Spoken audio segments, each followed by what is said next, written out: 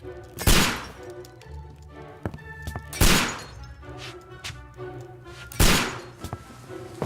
Holmes, will you stop that?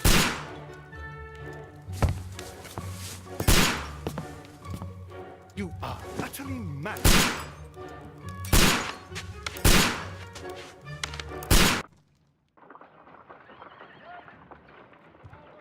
Stop, Holmes! Is that you, Watson? Yes, of course it is. And you almost killed me. Nonsense. I was aiming for the vases. Blindfolded? Watson, quiet, please. I'm trying to concentrate.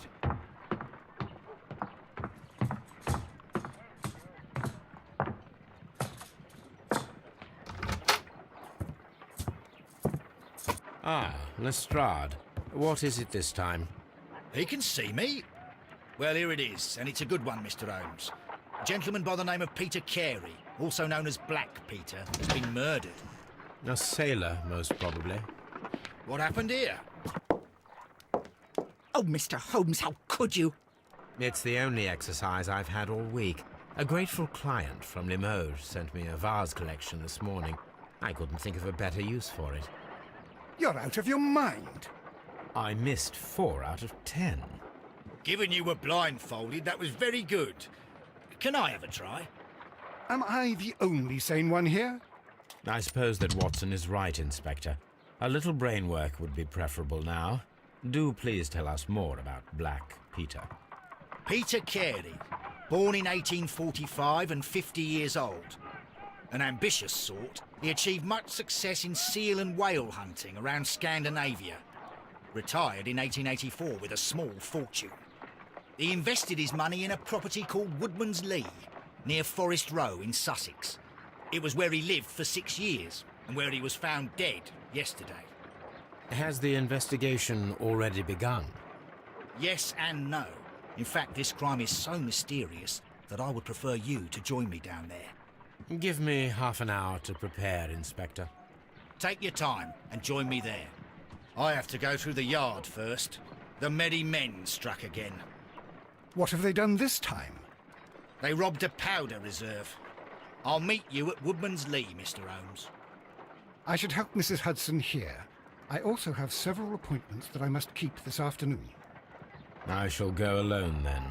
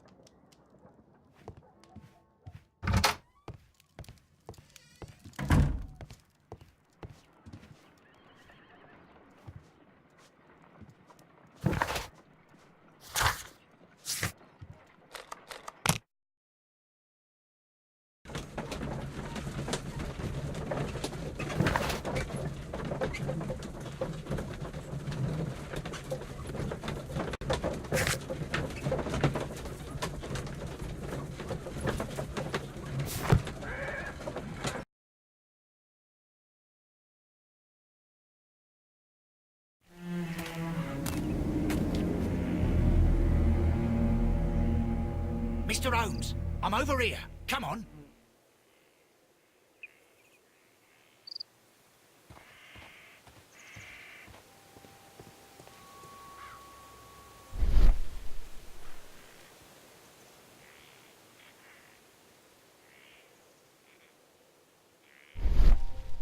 These footprints appear to be quite large.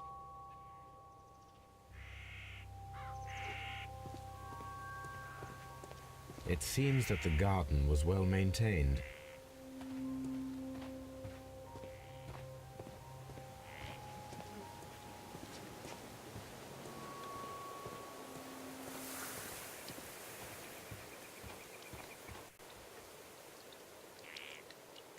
Inspector Lestrade, when will you remove my husband's body? It's sacrilegious to leave him here like this. As soon as we can, Mrs. Carey, I assure you. Allow me to introduce you to Mr. Sherlock Holmes. He's a detective.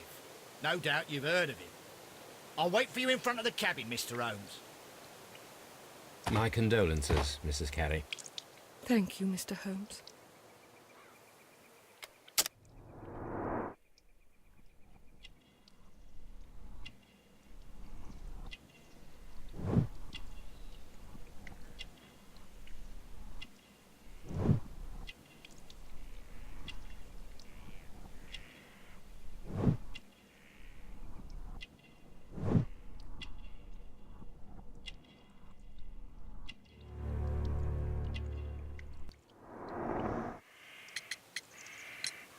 Madam, can you tell me if you saw or heard anything unusual upon the night of the murder?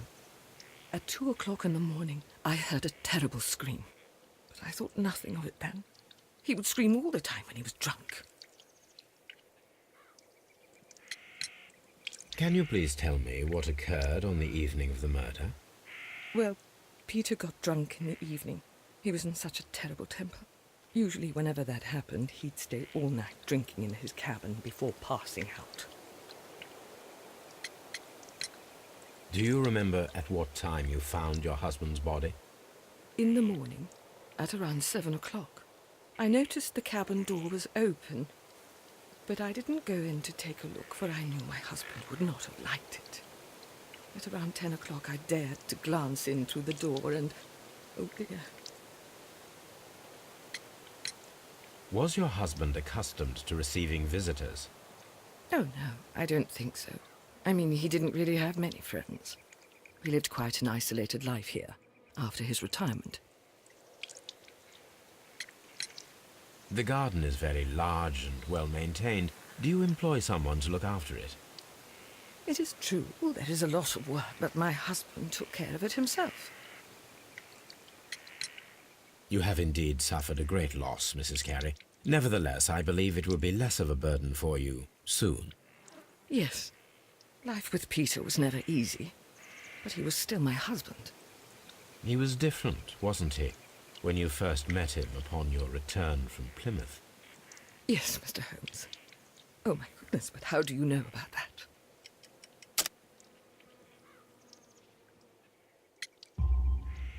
You undertook a pilgrimage to the Cathedral of Santiago de Compostela when you were young. That much is evident from the rosary in your hand. The shortest route for the pilgrim from England to Spain is from Plymouth. I believe that you met Peter Carey as a young sailor there, and you married him soon afterwards. That is indeed what happened, Mr. Holmes. How extraordinary. Thank you, madam.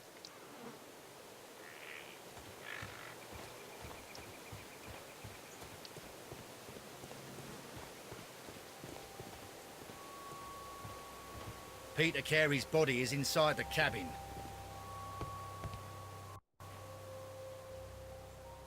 The door is locked.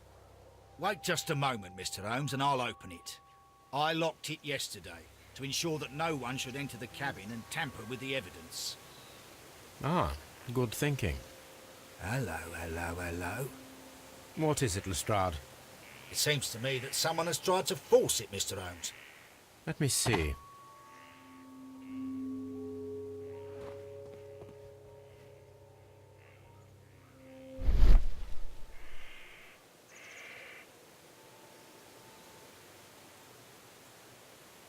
These scratches are fresh. You're right. Someone tried to force open the door. I swear these scratches were not here yesterday. Our mysterious visitor came here last night. Well, he's not the man for the job. This lock is not a difficult one. Perhaps he did not have the right tool.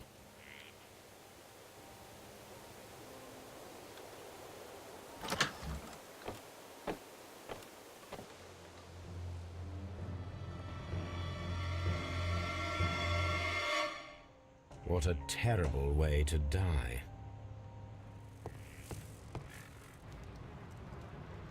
This man is in his 50s, yet he still looks quite strong.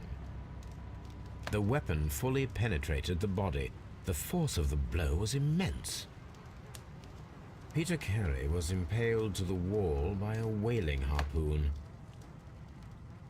Peter Carey was fully dressed. He was not caught by surprise. it is possible that he knew his murderer.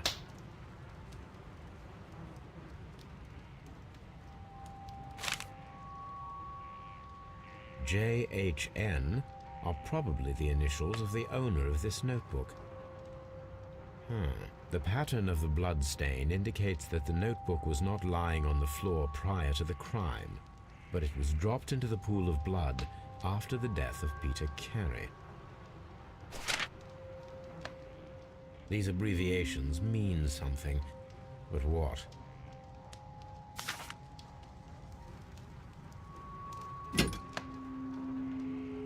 This blood is from the pool underneath the dead body. This wooden handle is plain and solid. Peter Carey tried to defend himself with this knife, but he did not succeed.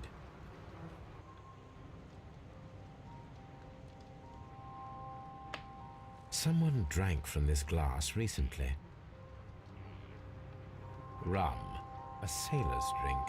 It seems that Captain Carey was enjoying a drink before he met his death. The initials PC have been crudely burned. A sailor's work.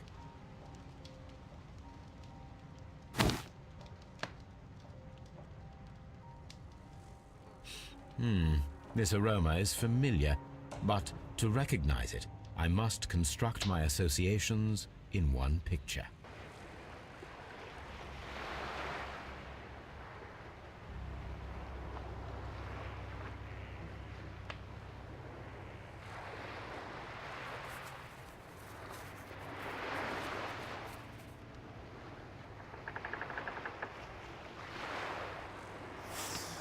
Yes, this is a coarse tobacco, quite strong and very popular among sailors.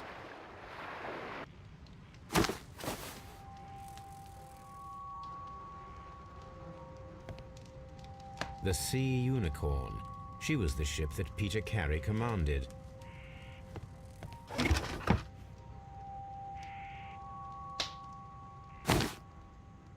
Peter Carey's boots. They look to be a size 8. Old navigation instruments, nothing interesting. The murder weapon was probably taken from this rack. The ship's logs of the Sea Unicorn for the years 1878 to 1884. Peter Carey was her captain.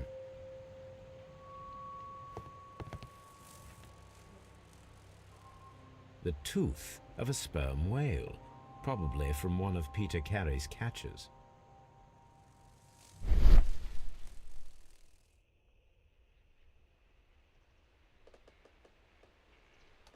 This place is not covered with dust, like the rest of the shelf.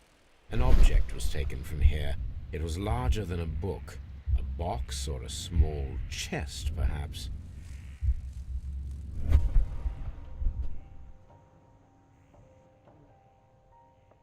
Hammerfest. Dundee. It's a whaling map.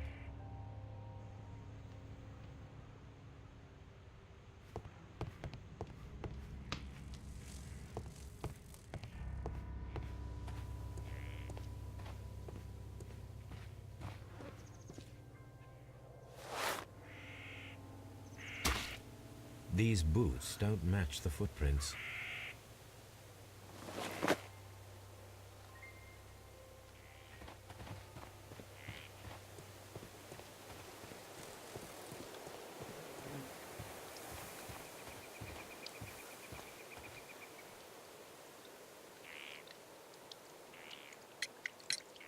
Is this your husband's tobacco pouch? I'm not sure. It might be, but he hadn't smoked in a very long time. Your husband's private papers. Do you know where they are? There was a small tin box, barely larger than a book. He kept his papers there. It should be somewhere in his cabin. Thank you, madam.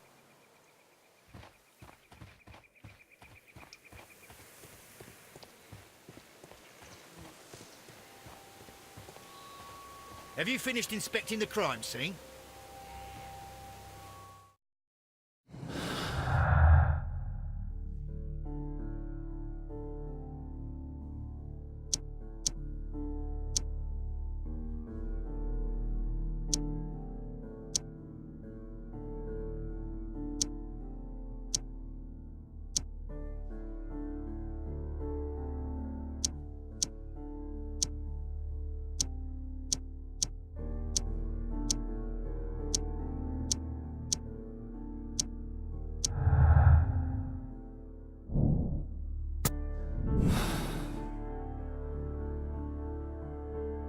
Aha! Someone was here yesterday. They attempted to force the door to gain entry. Well, Mr. Holmes, what do you think? I think that we are lucky, And why is that? because of last night's attempted break-in. Oof, you've lost me. It is very probable that whoever came here hoped to find the door open. They tried to force it with a knife blade, but they failed. What will they do? Why, return tonight, when they will be better prepared. Aha! So what do you propose? We shall remain on the outside, near the window, where we stand the best chance of catching sight of our visitor. Well, gentlemen, ready your pistols. We have a long night ahead of us.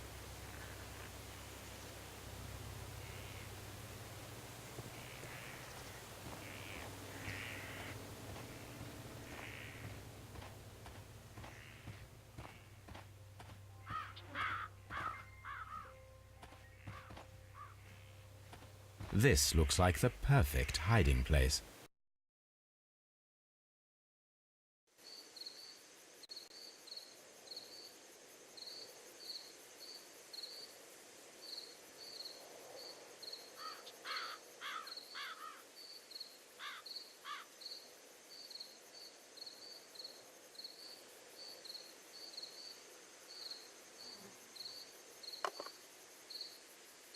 Shh! Did you hear that?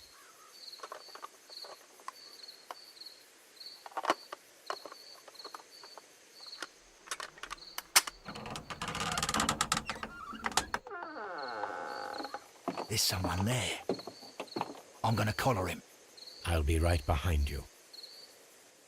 Police! Hold it right there!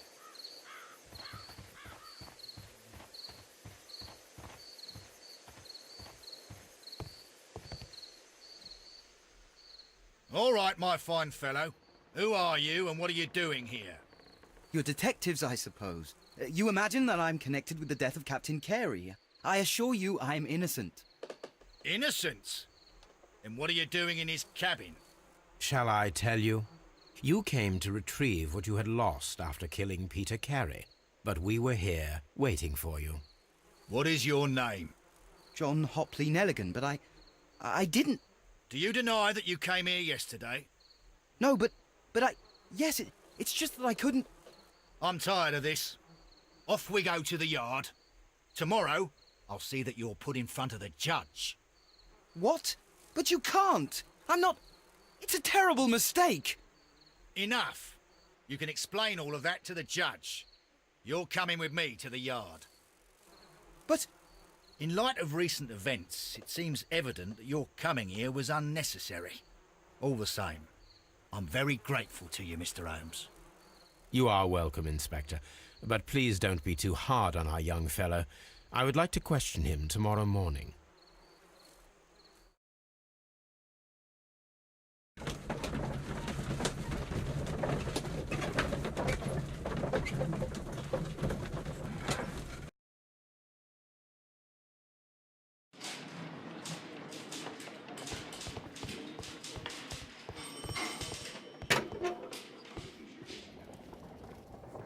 These are the suspect's belongings.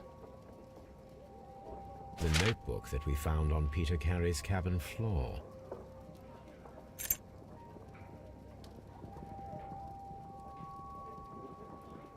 From R. Dawson. To my friend and partner, 1883. Dawson. I've seen this name before. Perhaps my archive holds the answer. A handkerchief with the initials J.H.N. A pocket knife. It was used to force the door of Peter Carey's cabin.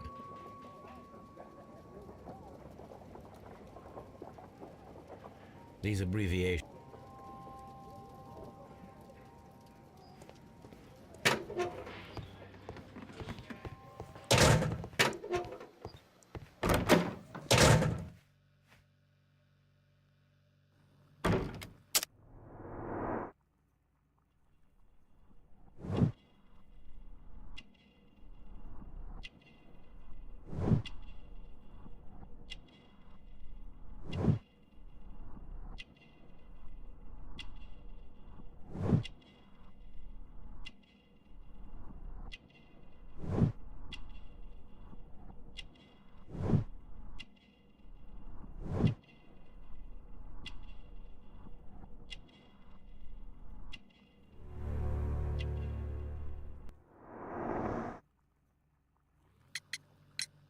Does this notebook belong to you? Yes. But where did you find it? I did not know... I thought I'd lost it at the hotel. What do these abbreviations mean? Oh, no. I beg you, I can't. If I told you, it would only make things worse. But I will find out eventually, Mr. Nelligan. The sea knife was found near Carey's body. Tell me, Mr. Nelligan, did Mr. Carey try to defend himself or to attack you with it? I don't know. I didn't kill anyone. The police seized this valuable ring from you. Whose is it? I didn't steal it from anyone. It has always belonged to me.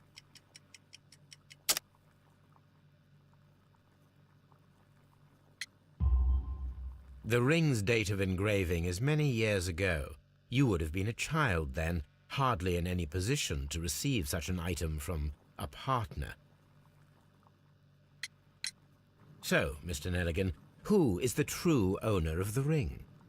The ring is mine. No, Mr. Nelligan. I believe that the ring had belonged to your father. Oh, but how do you know? The jacket you are wearing is made of an expensive fabric that only a man of exceptional wealth could afford. You do not seem to me to be a rich man, Mr. Nelligan. Furthermore, the garment is ill-fitting. It is quite clear that it belonged to someone else, most probably your father. With your father gone and taking with him the family's wealth, as a little boy you had to find yourself a manual job, and it was most probably cleaning fish. You cut your hands often while working. I can tell from the scars. I'm speechless, Mr. Holmes. It all happened exactly as you say. Well, I will see you soon, young man. Please, let me go. I'm innocent.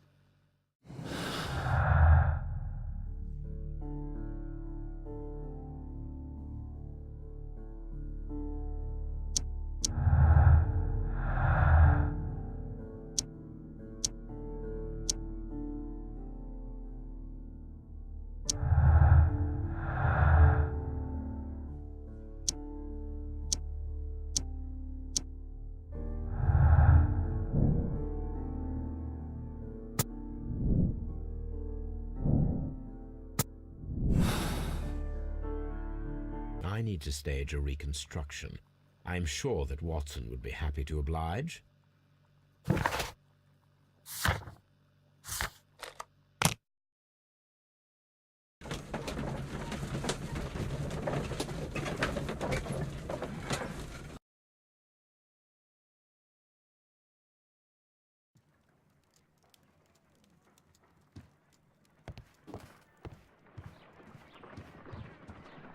Brave Toby, the best nose in the British Empire. A spot of whaling, Watson. Would you care to take part?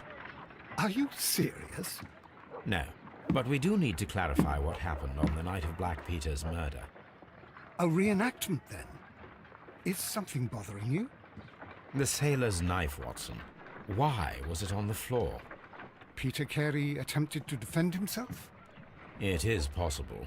But if that is the case, then it alters many things. I don't quite follow you. Tell me, my friend, what is the animal closest to man, morphologically, I mean? Ah, I see what you're getting at, Holmes. You asked me that once before. On the Ripper case, I believe. Do you want to slit some more pigs' throats? No. Thank goodness for that. I wish to impale one with a harpoon. Wonderful. Watson, let us pay a visit to our butcher friend in Whitechapel. We require the carcass of a well-fed pig. And the harpoon? One of the harpoons on the wall of Black Peter's cabin should do quite nicely.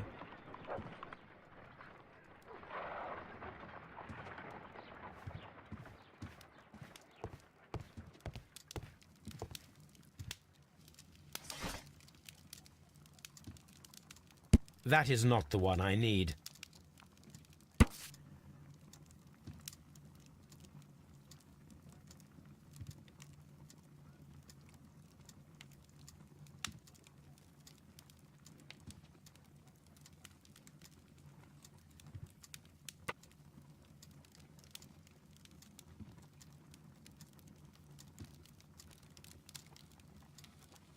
Here it is. Now I begin to understand that young man's story, but I am still unclear as to what connects him with the murder. It is time to ask him.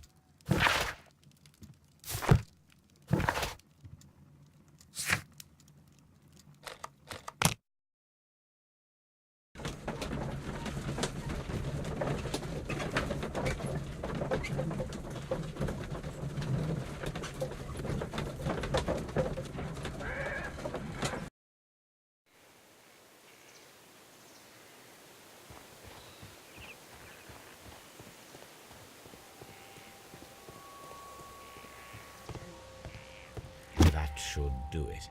Now I am ready for the experiment.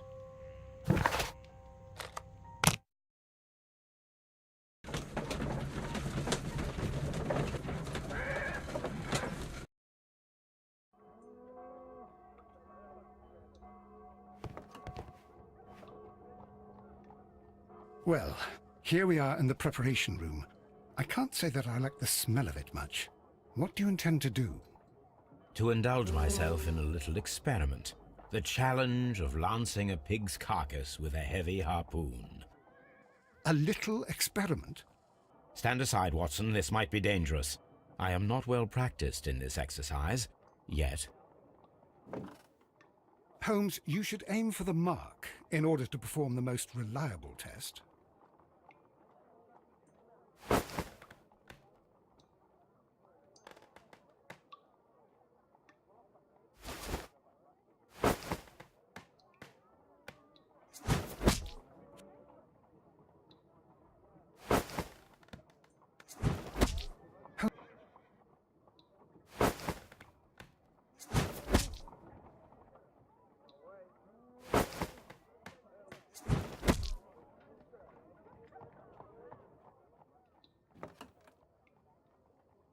This is the best possible result that I could get.